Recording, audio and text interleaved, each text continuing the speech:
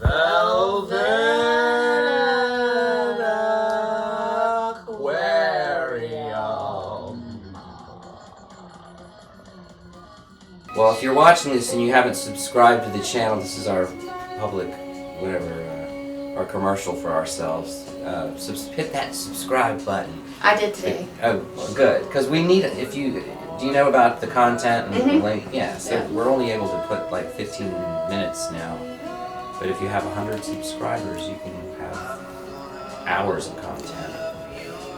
Cool. So, well, what else do you want to talk about? We've got, well, I thought I would talk about some of my favorite cosplay that I've made. The hardest one I ever made. This is Angela. You can hold on to her. Hello, Angela. She's a space angel from Elysium. Don't believe in Marvel hype. And like she first shows up in Spawn in like episode 9, and you can just see like how cool and intricate that is. Yeah. She has this lance that she kills Spawn with, and she has this amazing crown. We did this song too. That's right. Yeah, I'll show you the crown I made if my handsome assistant will bring it.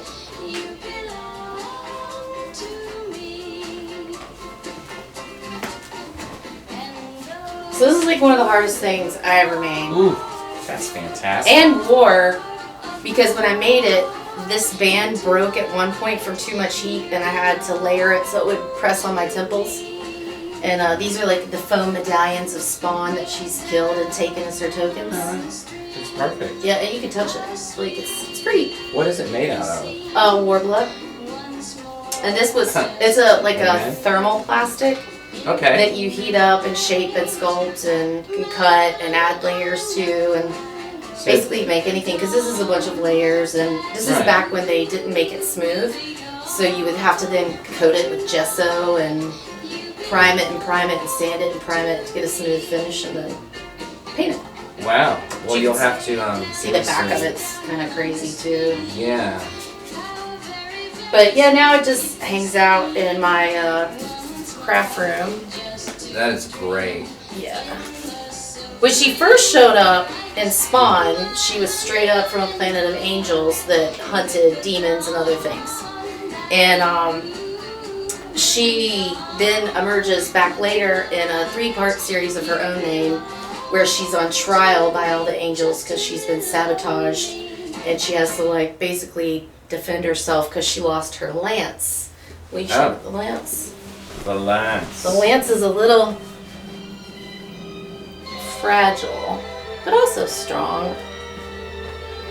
Yeah, if you come in like... Yeah, see, she works with these ribbons. Uh-huh. Much like the Spawn's chains and things that are part of her power, and they protect her, and they actually love her. So this is like a wood staff, and that's wood that I cut out and painted. And then that ribbon is Warbler that I sculpted onto there. Oh, okay. And that's like you say like a plastic? Yeah, thermal plastic. Touch it? Yeah, you can touch it if you just chill. Wow, that is so cool. Yeah. I'm gonna have to get some Warbler. Josh, I'm gonna let you take that back. Yeah, but so she loses that when she fights Spawn. She actually loses it in his cloak. And she goes back and she can't get us. The angels get mad that someone's just trying to sabotage her that she had beef with earlier in the scene. And so she has like 3 episodes, and this is like when Neil Gaiman and McFarlane were working together, and they both created her like 50-50. And these are the creators of the show? Well, of her character inside the Spawn universe, because they were working together, and it became a big legal battle between the two of them and who got the rights. And so in the end, Gaiman got the rights and immediately sold her to Marvel. And now she's like Thor's sister, which I think is... So they just destroyed her whole history? You know, all I know is that she shows up in Guardians, and she's one of Odin's daughters. And I mean, I love Thor and all, but I really liked the Image original source material. Yeah. A lot more. It's just cooler. She hunts this crazy dragon on her birthday, and it's like just rowdy and stuff, and yeah, that's cool. Huh. Did they water her down, or they just? It sounds I like think they just changed her entire story. Yeah. Got rid of a Planet of Angels that could have been really cool to keep going with. Right. They could have used that for many Yeah, I mean, like adventure story. at one point, the angels like have to go to hell to rescue another angel. Like, look how cool that is. Yeah. You know, Wow. like it's some pretty neat art. So when did you start getting into comic books? Definitely, like Or should when I I call was. them that? Or Yeah, they're graphic comic novels? books. Those are comic books. Graphic novels is like when there's a bigger collection of it together in a thicker volume. But probably when I was really little, because I started with Wonder Woman. I had Wonder Woman comics and Spider-Man, and I wore underoos. Like that was the whole deal. And watched Linda Carter and the Bionic Man and all of that. So I grew up in like the late 70s, early 80s. So Yeah, I knew about a lot. I was Batman when I was a kid. For like 2 years, I was Batman. I would put on all my dance recital costumes, layered over each other, and just spin until I was like in my underoos, like ta-da. I would go.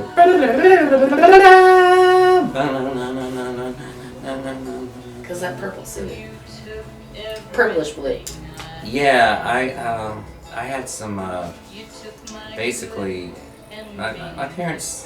Yeah, they could have been more helpful with that, but I tricked them into getting me some gray thermal underwear. They didn't have. It would have been cooler if it was more like a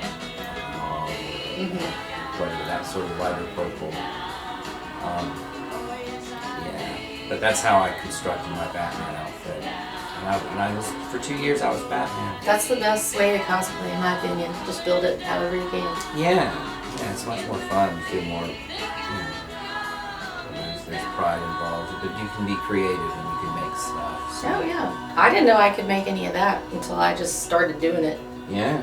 Burning my fingers off. Yeah. I used to make models, and I would take the plastic parts of it. There's like a grid that the little parts come on, instead of just having a box full of just random plastic pieces. And they're numbered, so you know which one you're supposed to use to construct whatever kind of model. But the plastic grid was the same plastic that the pieces were made out of. And so I would use things to melt that and make little extra bits and stuff. But I never knew there was this. It comes in Warble? sheets. Warbler or Wonderflex. Huh. It's everywhere now. Yeah. It's really popular.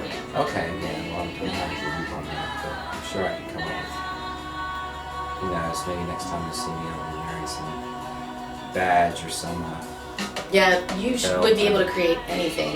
yeah, Like it anything looks else. like it. I brought a picture of Josh and I from GalaxyCon with William Shatner. That happened. William Shatner. So, He was I used to hilarious imitate and him. nice. I bet.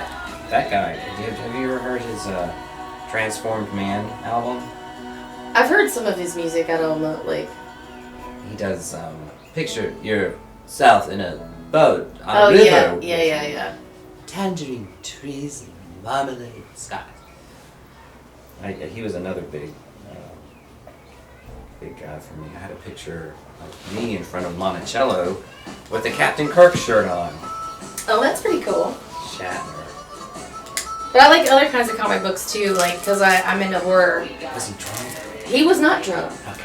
No. He just looks like a partying guy. He was like, look at you two! And we were like, ah, it's a yeah. But I also like horror comic books. There's like a Clive Barker one Okay. where yeah, it's I know like Clive Barker. famous actors and there's a really gross Marilyn Monroe in here. And like I also have like old school Star Trek comics. Wow. You know, shenanigans with pirates. Like, Yeah. Kirk betrays Spock and Scotty to divert everybody does William Shatner, don't they? He's like Christopher Walken. Everybody wants to talk about him. Wow, this I is can cool. imitate his fighting style, but I have to like roll around on the ground and bounce out of it.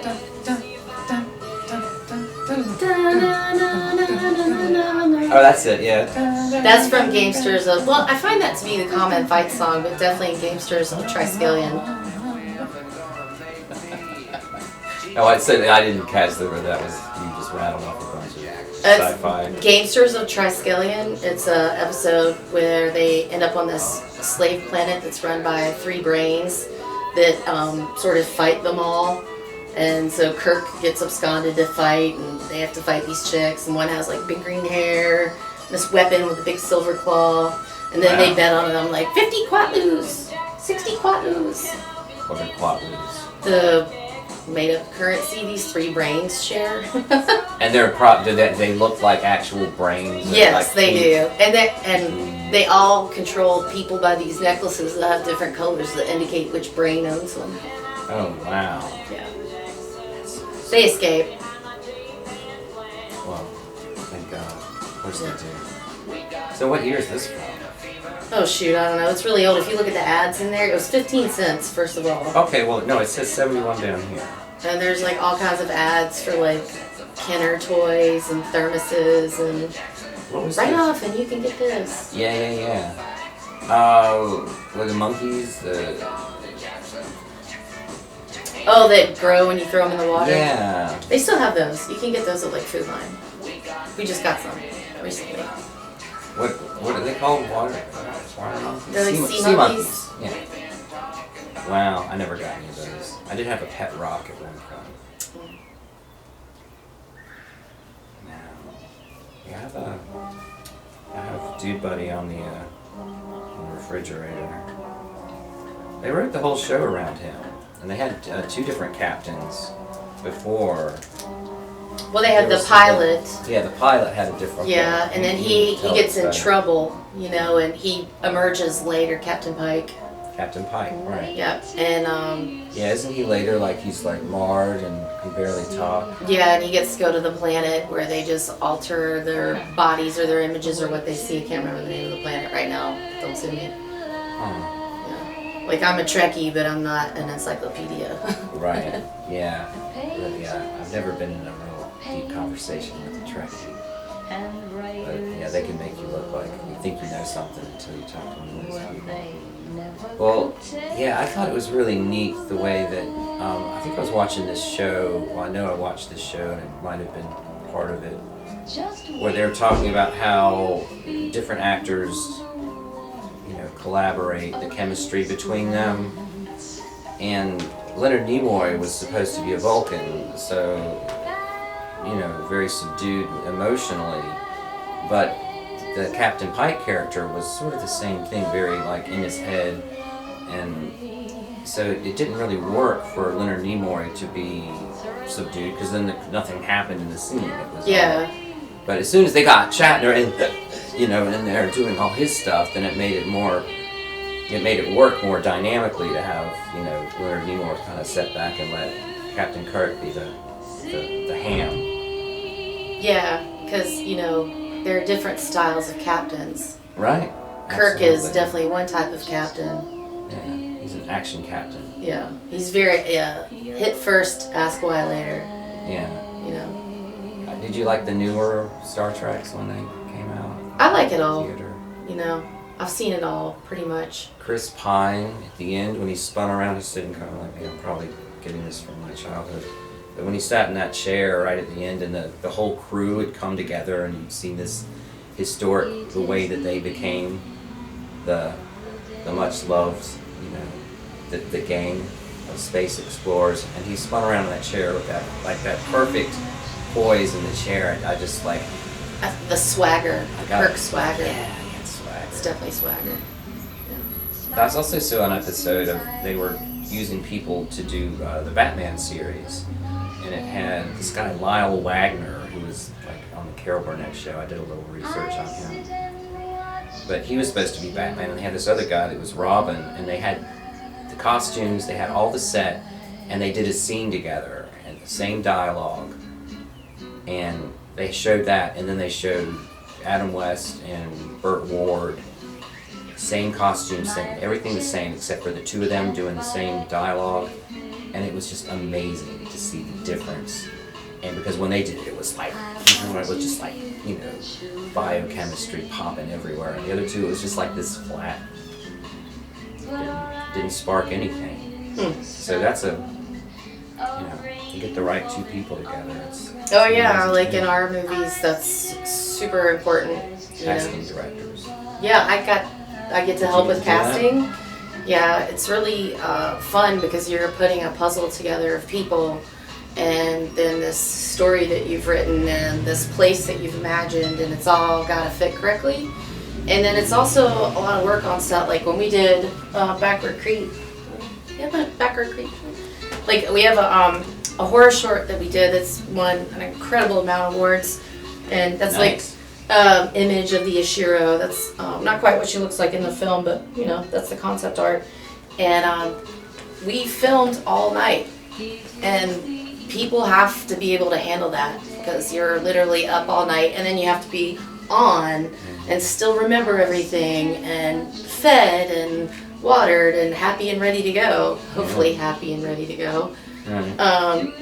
So like in that filming, I also took on the role of like feeding everybody throughout the night. So I'd be like just toasting up poppers in people's mouths. Are you hungry? Do you need some water? Some chippies? Some quick protein. Yeah, because people are stuck in the back of a car waiting for stuff to happen or things. Because that's a very physical short that we did with our effects. They're very, very physical. We did some really cool stuff with a car and pulling somebody under it. And so we're working on our feature, and we've got investors, and so we hope to be filming that hopefully next summer at the Outer Banks. Oh wow, that's exciting. Yep. And then the last film project I was on is called Worst Laid Plans, and it's an anthology, and there are 3 segments, and we're in the middle segment, and it's called Have You Been Saved?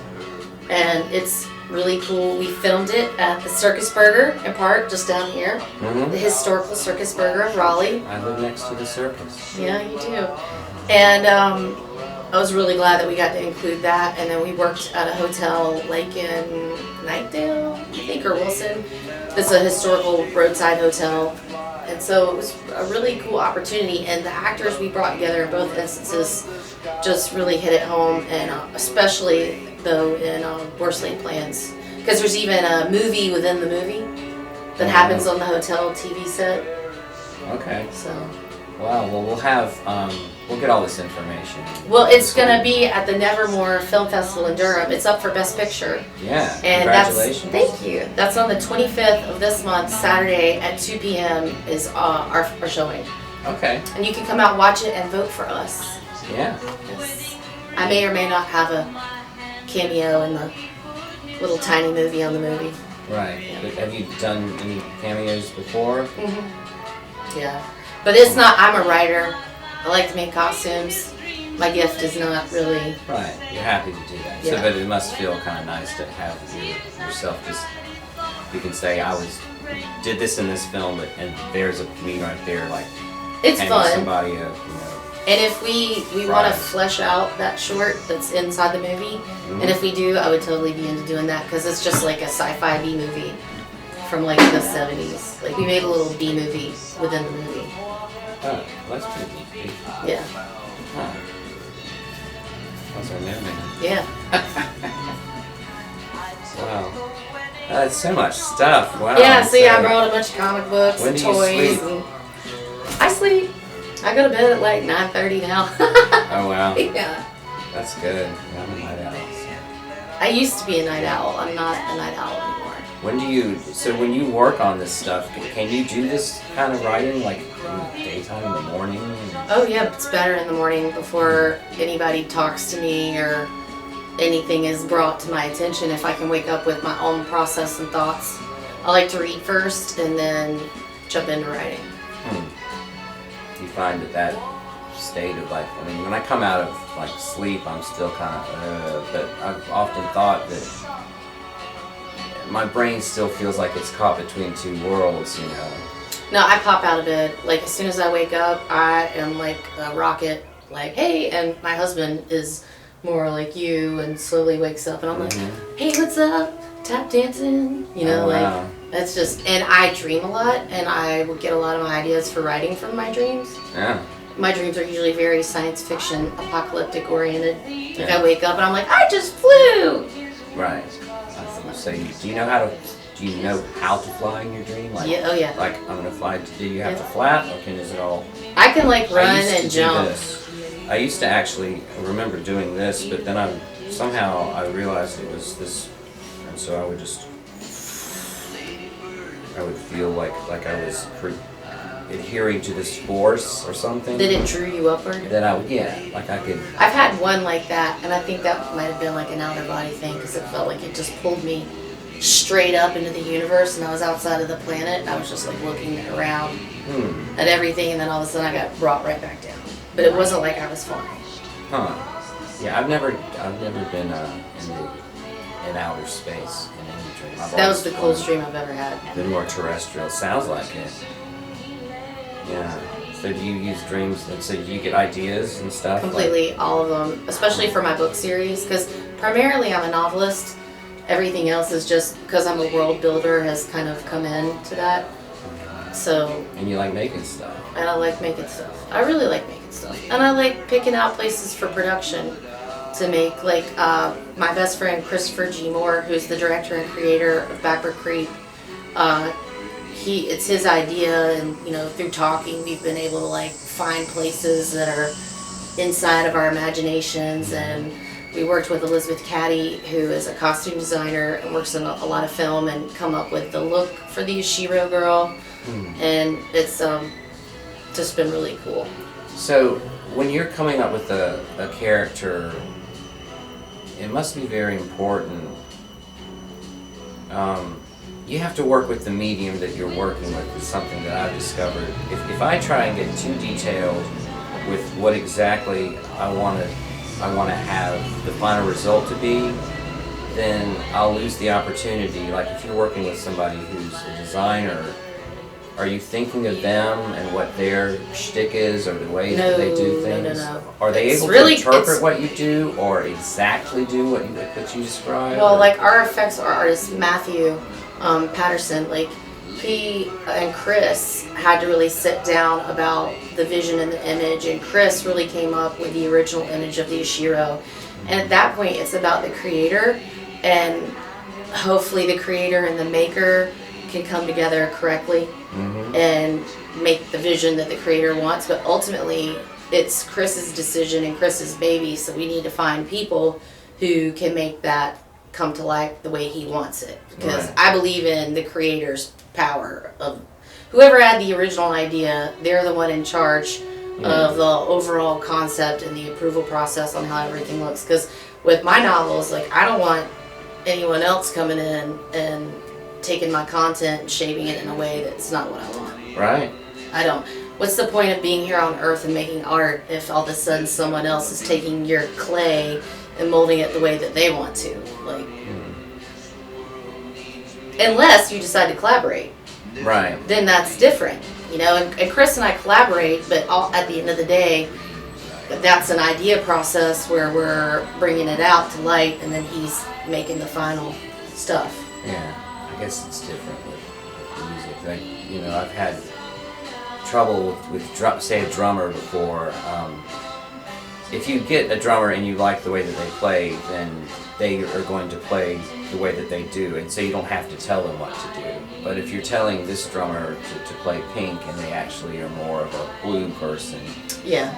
then you're going to have this constant battle with them, not playing to their strengths or whatever. So maybe I feel really lucky to be working with you guys for Friday night because they're all awesome. Yeah. And it's it's fun. been a lot of fun. Well, see, and that you knew the right people for the thing. You'd actually seen me do this before. I did. I've seen you do this before. Ooh, I almost said it. Right. Ooh, shh. It will be the good guys. I don't think a lot of people. The first person that told me about the Great Cover-Up said, "All right, I'm not supposed to tell you what it is, but we're doing the cult."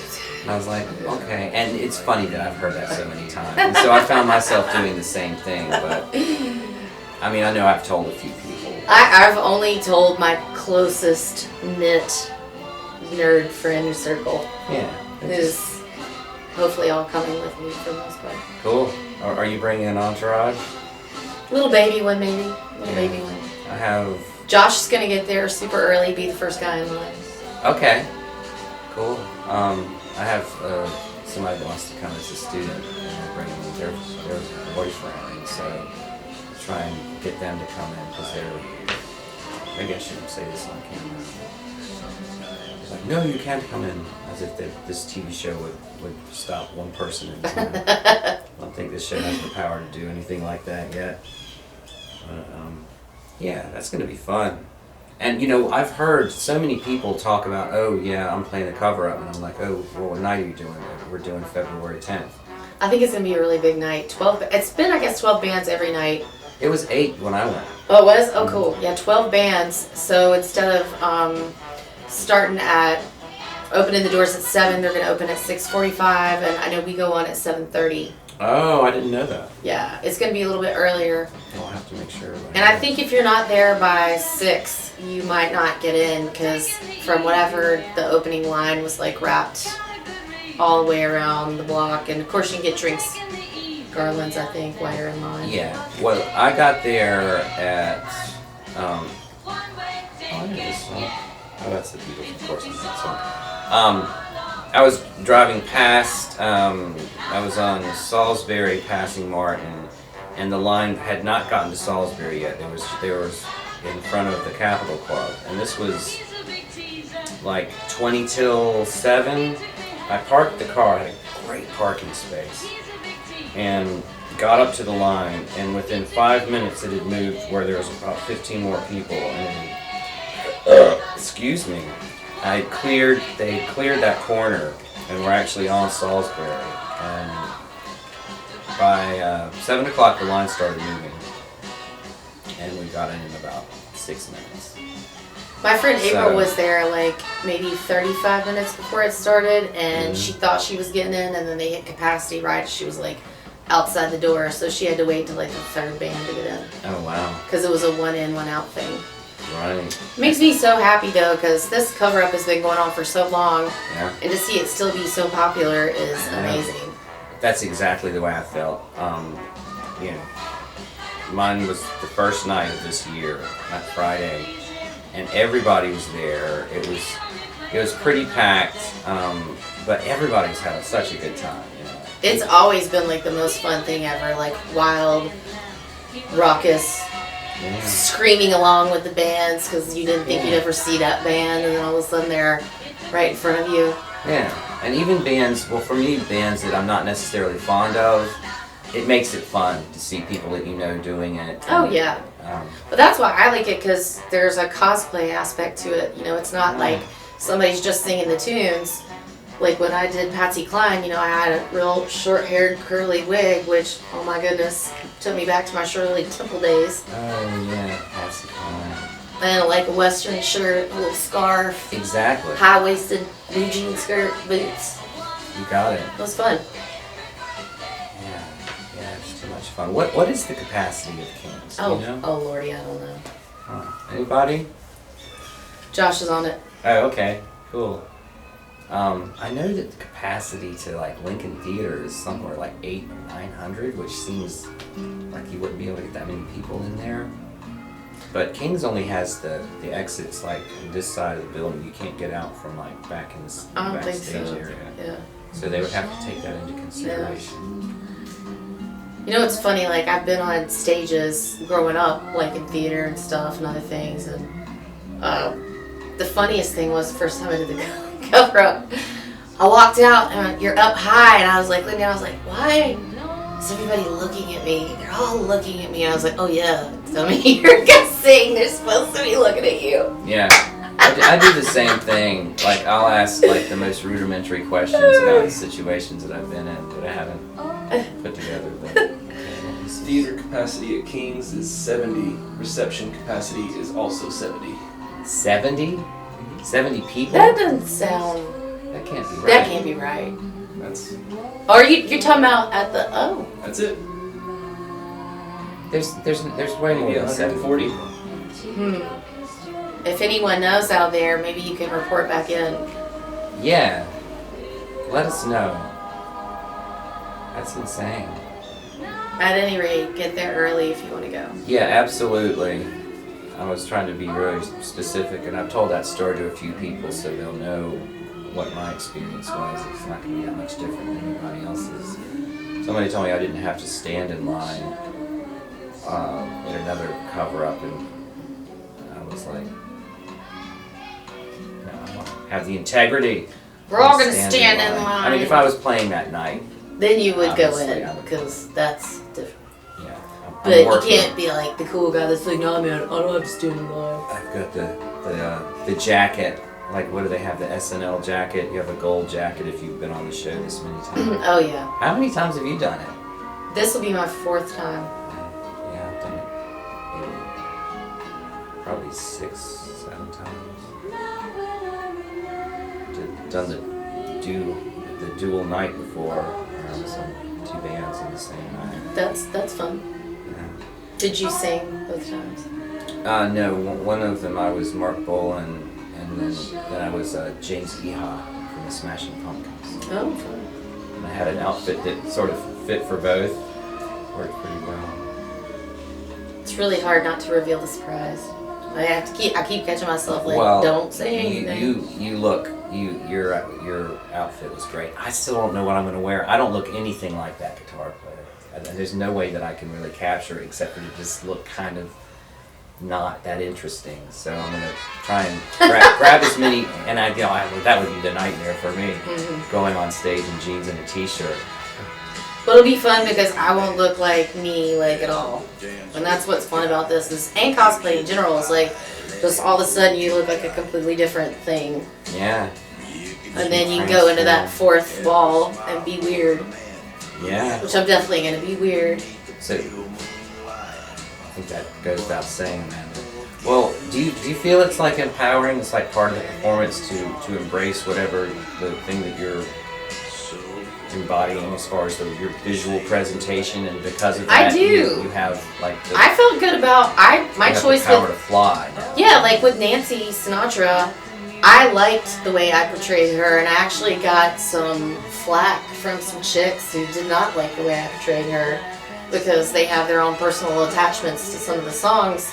I went back in the footage and watched the old footage, and I went with it like from that aspect.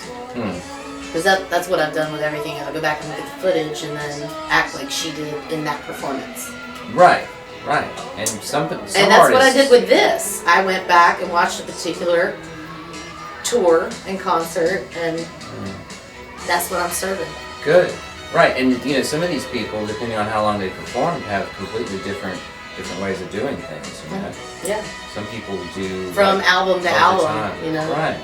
Because they're changed as artists develop. Well, if you think about the way Mick Jagger performed, like, when he first started in the 60s, he turned sideways and did this clap thing and did this sort of move with his leg, and if you could do that fantastic for, like, time, and they sing differently, but somebody might say, oh, you didn't dance anything like Mick Jagger, and it's like, well, you obviously didn't know what he looked like back in because they 65. go through everything, Yeah. They evolve. Also, it's for fun, so like, it's for fun. It's for charity. It's a good cause. We're not getting paid to do this. People are putting in their effort. Let's all be in good spirits. Yeah. Well, I'm sorry people gave you flack. Oh, it's okay. It was really just did like... you punch them in the throat? I did not. I was but you like... could have, right? Yeah, she had a few things to say, and I was like, oh, that's interesting that you felt the need to tell me that. Right. Yeah. What an interesting thing to say. Yeah. It's one of my superpowers. And also, well, no, it sounds like you really have that all worked out. Yeah. There was a moment later in life that I'll sound really petty if I admit to it. I've gotten out of control so way too many times. Oh, it was this... Too many delicate situations. Working the door, and then like they didn't have the key to get in to the door, and they were like, oh, but you know me. And I was like, no, I don't know you. I don't know you. Did you know that? No, it was the girl who was mean to me. And I was like, no. She didn't have a membership to get in. So, but then she tried to be like, but you know me. And I was like, girl, I don't know you. Right. I know only one interaction we had before, and It was actually unpleasant. Yes, so, I don't know why you're asking me for a favor. Right. And she knew the other door person on the other side of the club anyways, and was like, well, I'm just going to go get him to let me in. I'm like, okay, cool. Cool. Have fun walking over there. Yeah. That's so petty, but she didn't have a membership. And I don't break the rules for people. Right. Yeah. Did I enjoy enforcing that rule? Maybe a little bit. Got to give it back to somebody who's trying to give it to you for no reason. People, there's no accounting for people's behavior. But those memberships were like $25, you know. So Right. Yeah. Right. And the clubs, I mean, if you don't want to support a club that you're going to, that's the other you know, thing. I'm happy Yeah. to pay to, you know. I bought my go to- membership when I started working there, so. I don't, you know, people say I'll get you in the door, and I'm like, I know that you rehearse at this place, and I know that costs money. I know that you know, should get at least this much for doing what you're doing. I'm happy to pay you. Yeah. Have you ever slipped money in people's pockets? I'm not like a rich gangster, so no. Neither am I. But I've done it to musicians when they're Now at Dragon Con, I have definitely brought cash for the person at the front desk who checks you in, because it's very important what floor you check in on the hotel. You want to be on the first floor or the second floor so you can look over at the party. Oh, nice. Otherwise, you're stuck on floor 15, you're stuck in the elevators. It's no good. You got to be able to take those stairs. Where do they have that at here? Do they have a specific... They have GalaxyCon here downtown at the convention center, and it's really fun. That's where we met Shatner. Right. And is it always the same, the convention center? GalaxyCon has really just started up in like the last 4 or 5 years, you know, with the COVID break, but DragonCon is forever, and it's been in Atlanta as long as I can remember. And do they have it at the same venue always? It was originally, it's been in different hotels. It's definitely in the Marriott, the Hilton, and the Hyatt. It's been over in the Apparel Mart, always usually part of it. And then it takes over about 8 different hotels. The Sheraton, I think the Wyndham now, I'm not forgetting anything. Like, yeah, it's huge. It's like 80,000 people come together for a pop culture convention where there's live bands, dance parties, people, panels you can go to, famous people you can go get pictures with. You can go to, the coolest thing, they have medieval fights now. Oh, With wow. people in armor who have medieval battles, and we were watching that at like 1 in the morning. It was in the hotel room. Best stuff ever, because they also feed whatever's happening around the convention into the hotels on DragonCon TV. Oh, okay. So, because you can't be everywhere all at once, and it gets so crowded, it takes you forever to get from one hotel to another. So, Wow, so there's people, do they actually train? In, like, yeah, it's a whole thing. It is a whole thing. And there's like a female division, a male division, you know, whatever. Hopefully it should just be everybody, whatever, but. And once you get struck, you have to like drop. Right. You can't keep like, oh, I'm fine. It's 3 points of contact with the ground. If 3. you get knocked down, your knee, hand, and foot are on the ground, you're out. Oh, okay. Okay, so you And can have people one, get, you like, can have 2, messed but not up. 3, right? Yeah, if you get brought down to a knee, Yeah. that's still 2, as long as you can get back up. And they also have robot battles, and they have wrestling. It's the best week. I always feel like I'm going home. I wore white. You did this one too. Yeah. I was teaching this to a student. Was there an explosion sound that just happened? For tuning in, this is Amanda Stone Grant, and this is, do you want us to do it? Let's do it again. Velvet!